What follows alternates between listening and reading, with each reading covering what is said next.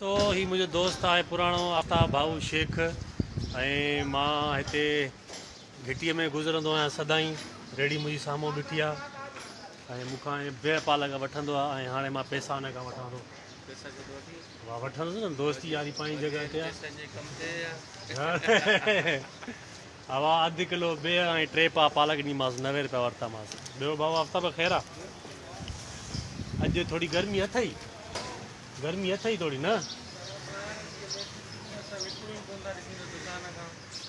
हा सुबुह जो काएं बजे खोले दुकान? 10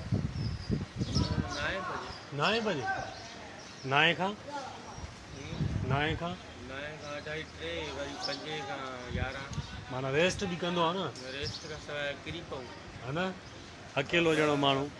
अब आहे भाऊ नथी अचे न, हाँ राति 4 खां पोइ निंड ईंदी आहे, अॼु मेहंदी न 4 बजे निंड कंदो आहे। वाह शाबाश सही वाह।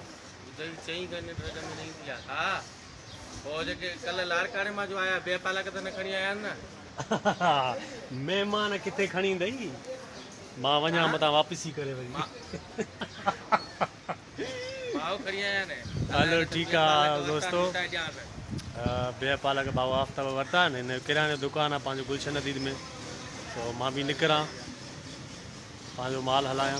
अबा न खणी आया आहिनि, माओ खणी आया आहिनि। वाह वाह वाह वाह। हलो खा तूं खा माओ, बे पालक बि खा, मां हलां थो।